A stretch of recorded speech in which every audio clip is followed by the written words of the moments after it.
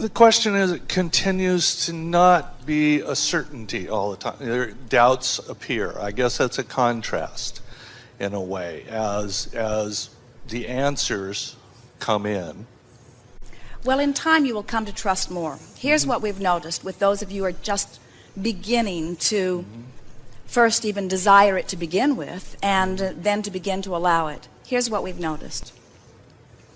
If you have a question that is really important to you, that you've been working on quite a long time, then there is a very high probability that while the question is pulsing within you, there may be some contrasting doubt that is pulsing within you also.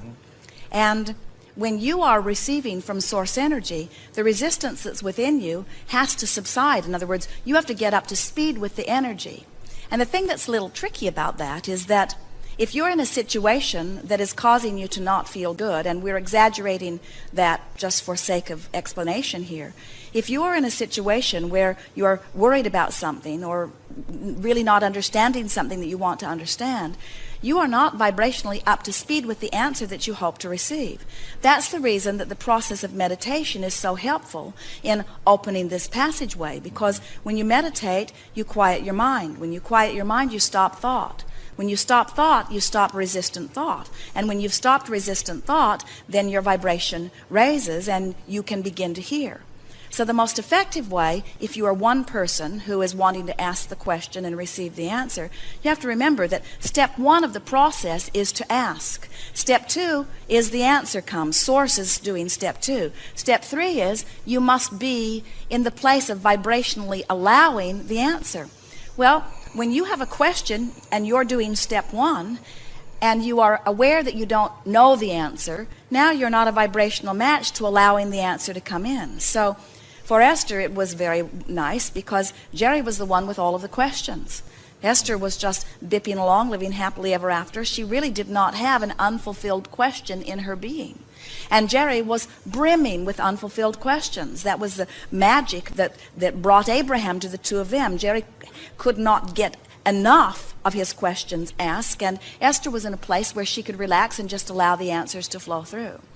So, if you have someone else that you can get to do the asking while you relax and allow the answering, that's very helpful. Or understand that they are two very different segments. Spend a day or two or three or four or five, even a week. Spend as much time as you want formulating the question. Let your universal experiences help you to clarify your question. Write it down and be clear about your question, and say every day as you're writing the question down, I'm expecting an answer to this, and I will listen for an answer for this.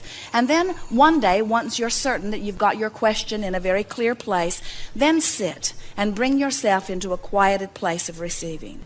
Quiet your mind, feel your vibration raise, and then just relax and allow those answers to drift through you.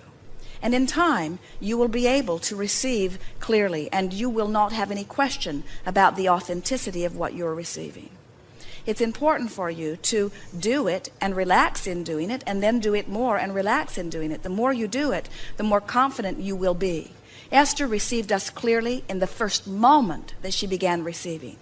But she did not know it, because when you are the receiver, you've got to be up to speed with the vibration before you can receive it. And when you're up to speed with the vibration, you are the vibration. And so Esther would say to Jerry, that did not sound any more important than what we are going to have for lunch, or what we already had for lunch. And Jerry would say to her, it was much more than that, believe me. In other words, from his perspective, he could feel the clarity of it. So you are not a good judge of your own ability to receive, you see, because you've got to be up to speed with it in order to receive it. And when you're up to speed with it, you already are it, and then you say, I'm not sure if this is me or if this is what I'm receiving, you see.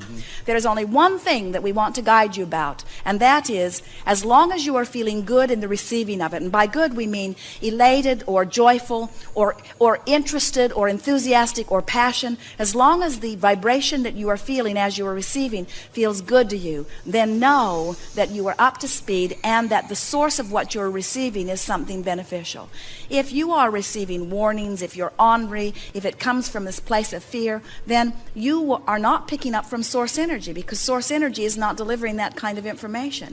You're picking up on the accumulation of the spin-off of man's conscious thought. So really, we're saying the same thing to you that we've been saying already here today, and that is, get yourself in a place of non-resistance. Get yourself feeling as good as you can on the emotional scale, and then trust what comes and do it as often as you have time for. And you will develop a relationship that is so meaningful that you will never again question that you are an extension of source energy, and that source energy is right there assisting you, not telling you what to do, supporting you, not because you need it, assisting you in living a fuller, broader, more amazing experience. Yes. It's interesting how easy it is to forget that emotional guidance system. Well, we talked about it's that. With practice that I understand, but I had never actually applied it to my meditation. How good do I feel when the answer comes through? I hadn't thought about that. I was just looking at answers, and sometimes they resonate and sometimes they don't. But I never really thought, well, does that feel good?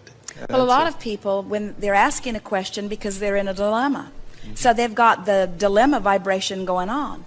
And when they've got that dilemma vibration going on, they can't hear. In other words, even as a physical friend talking to another physical friend, if you're up here all bright-eyed and bushy-tailed and your friend is in despair or anger, not feeling good, they can't hear you. You're just annoying to them. Have you ever had someone all bright-eyed and bushy-tailed say to you, you create your own reality, you know, you need to cheer up, and you want to say, that could not be true or you'd be gone. Yeah. I'm certain that I don't create my own reality. I do that with myself. And so tending to vibration is everything. Anything that is important to you, you've got to find a way of talking about it and thinking about it that feels good to you. That's what the work is. It's talking yourself into vibrational alignment with your own desire. And most people don't do that very effectively because they're too interested in what everybody else thinks. What do you think? What do you think? What do you think? It drives you crazy because they all have different vantage points and they want different things from you to serve their selfish interests often, you see. And so you have to be very clear about what you want and vigilant about paying attention to the way you feel if ever you are going to know whether you are moving toward or away from your own desires. So the first thing is really always to formulate the question in a way that feels Step one. Step one, make sure that you have the question formulated. But then here's what we're giving to you that is new for you here. Let there be some separation between step one and step two. And the best separation that we know of between asking a question that you are frustrated with not knowing the answer to and being in a place where you can receive the answer is meditation, which quiets your mind, you see. Yes. Yes. Excellent.